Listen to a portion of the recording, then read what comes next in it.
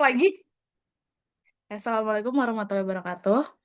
Perkenalkan kami dari kelompok satu, tugas besar Organization Behavior dengan anggota tim saya Cinta Sari Hasbullah dengan NIM 102012333034. Dan teman-teman saya. Saya Tiffan Sarula dengan NIM 1020123123000352. Saya Stefani Santi Aurora dengan NIM 10201213000103. Saya Marsha Putri Wardaya dengan NIM 10201213001010. Baiklah, di sini kami ingin menjelaskan bentuk dari tugas besar yang diberikan pada mata kuliah Organization Behavior, di mana kita itu diminta menganalisis suatu studi kasus yang yang dimana nanti kita akan ada dua, yaitu ada ClO2 dan ClO3 dengan studi kasus yang sama, namun dengan pertanyaan yang beda. Mungkin teman saya Atifah bisa menjelaskan untuk studi kasusnya.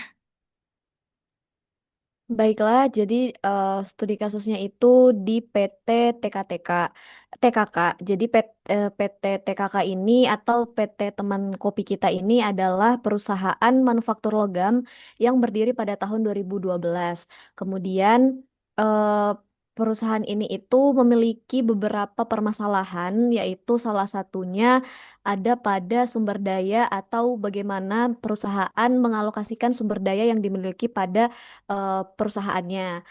Kemudian kita lanjut ke pertanyaan pertama untuk studi kasusnya, yaitu apakah Anda menganggap bagaimana Anda menanggapi kondisi unit kerja yang ada di perusahaan sebelum terjadi perubahan baik sebagai work group atau work team.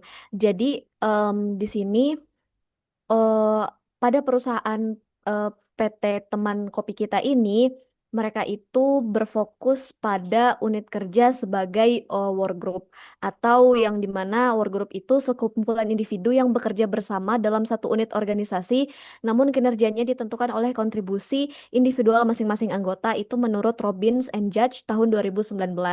Jadi mengapa kita menganalisis bahwa mengapa hasil analisis kita itu menunjukkan bahwa PT Teman Kopi Kita ini termasuk work group karena ada beberapa alasan. Yang pertama, struktur organisasinya itu terpusat.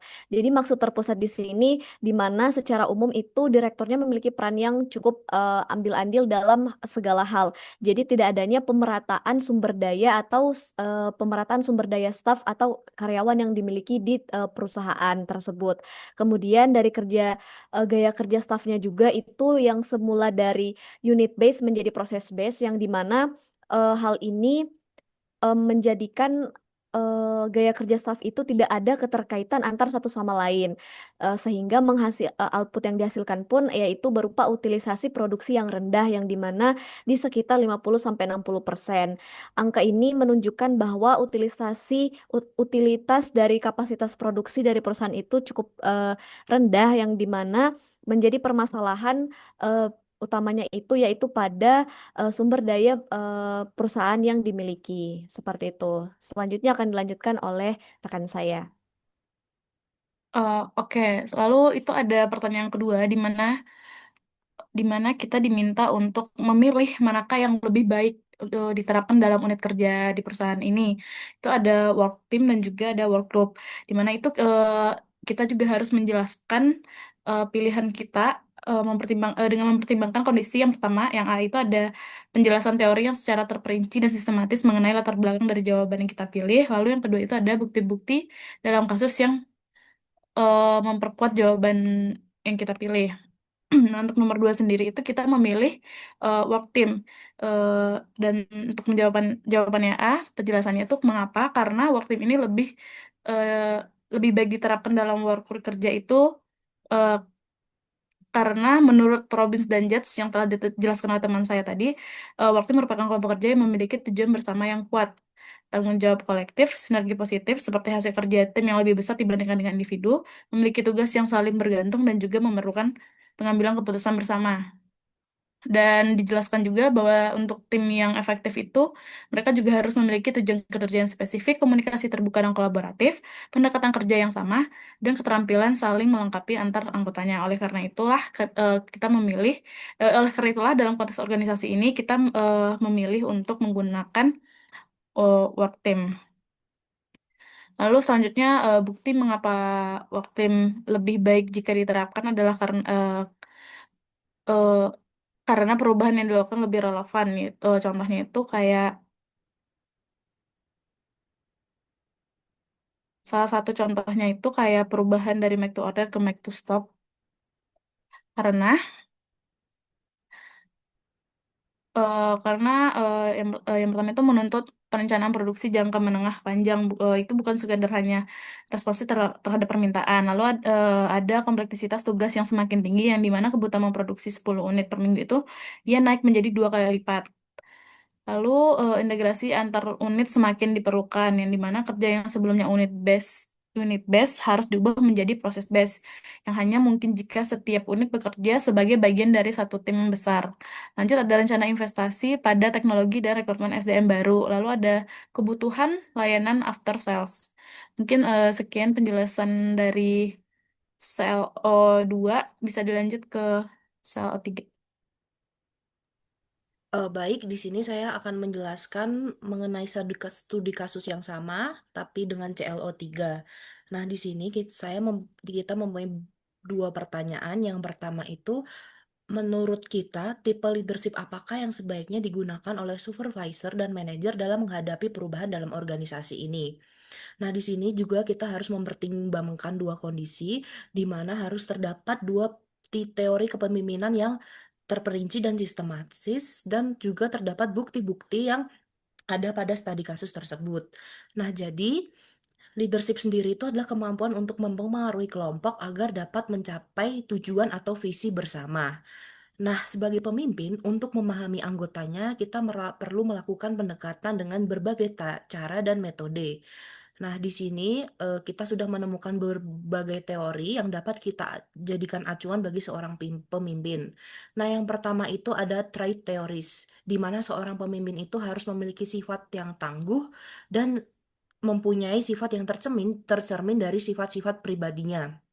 Nah, selanjutnya di sini kita juga mempunyai teori behavioral theories, fokus pada penelitian dan tindakan seorang pemimpin, bukan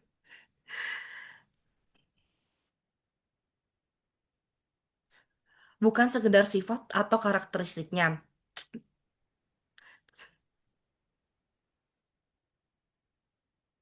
Nah, selanjutnya adalah teori yang terakhir, di mana kita menggunakan kontingensi teoris, di mana efektivitas kepemimpinan sangat dipengaruhi situasi oleh kondisi tertentu. Nah, bukti-bukti nyata yang kita gunakan pada kasus ini, kita menggabungkan dari tiga teori tersebut, ada trait behavioral dan kontingensi teori. Nah, dari trait teori, pemimpin TKK sebaiknya itu harus memiliki sifat tegas, disiplin, dan terbuka terhadap segala perubahan yang ada pada perusahaan. Nah, hal ini tuh penting karena perubahan sistem kerja membutuhkan sosok yang dapat menjadi teladan dan bisa diandalkan, terutama saat anggota tim yang memiliki karakter dan kemampuan yang berbeda. Nah, selanjutnya itu kalau teori yang kedua, supervisor dan manajer itu harus mampu membangun komunikasi yang baik, membagi tugas dengan jelas, serta menciptakan suasana kerja yang suportif. Lah, sementara itu, menurut teori yang ketiga, kontingensi teori, gaya kepemimpinan itu harus fleksibel mengikuti situasi. Nah, jadi untuk staf baru atau yang belum terbiasa dengan perubahan, supervisor itu harusnya lebih mengarahkan dan mengawasinya. Tapi untuk staf yang mungkin sudah bekerja atau lama atau sudah paham tugasnya, pemimpin itu bisa memberi kepercayaan yang lebih agar mereka itu bisa lebih berkembang dan berinovasi. Nah, jadi di antara ketiga teori itu kita menggabungkan tiga teori itu supaya supervisor dan manager dapat memimpin tim melewati masa-masa perubahan dan juga untuk meningkatkan kinerja dan menyiapkan perusahaan menghadapi tantangan baru ke depannya. Nah, baik, selanjutnya akan dijelaskan oleh teman saya, rekan saya. Berikutnya, saya akan menjelaskan untuk nomor 2, CLO3, dengan pertanyaan apakah tantangan perusahaan untuk berubah.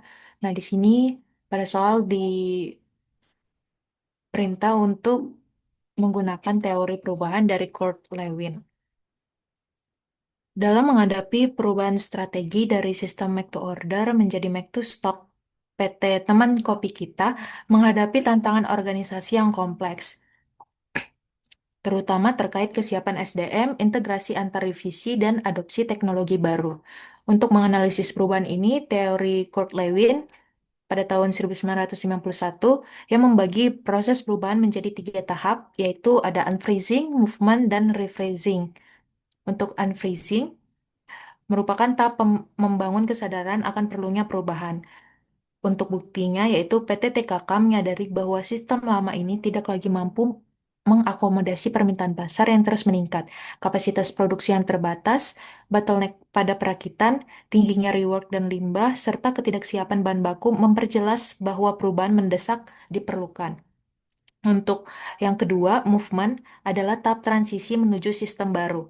Untuk buktinya, PT TKK mulai menerapkan sistem make to stock yang menuntut kerja lintas fungsi dari sinergi antar divisi. Namun, perubahan ini menimbulkan resistensi terutama dari pegawai yang belum siap menghadapi pola kerja dan teknologi baru. Rekrutmen staf berpendidikan tinggi dan investasi mesin otomatis juga memicu kekhawatiran. Untuk yang ketiga ada rephrasing, yaitu tahap menstabilkan perubahan.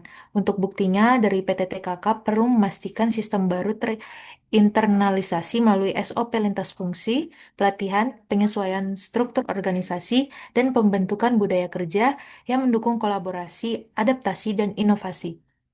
Untuk kesimpulan soal nomor 2, tantangan utama TKK terletak pada tahap movement sehingga fokus perusahaan harus pada pengelolaan resistensi, penguatan kepemimpinan, pelatihan berkelanjutan, dan komunikasi efektif agar perubahan dapat berhasil dan bertahan. Berikutnya saya serahkan kembali kepada rekan saya Cinta Sari. Ya, baik, terima kasih teman-teman. Tadi merupakan penjelasan dari bentuk tugas besar yang diberikan. Untuk tugas besar tim ini sendiri memiliki deadline itu 12 Juni yang dimana kita akan mengupload hasil-hasil kinerja kita dan bentuk PDF dalam LMS. Nah, kemudian untuk info lebih lanjut mengenai apakah tugas ini akan dipresentasikan secara langsung kepada dosen atau membuat PPT lainnya, mungkin nanti akan ada informasi lebih lanjutnya. Kita tunggu teman-teman dan sekian dari kelompok 1. Kurang lebihnya mohon maaf. Wassalamualaikum warahmatullahi wabarakatuh. Bye.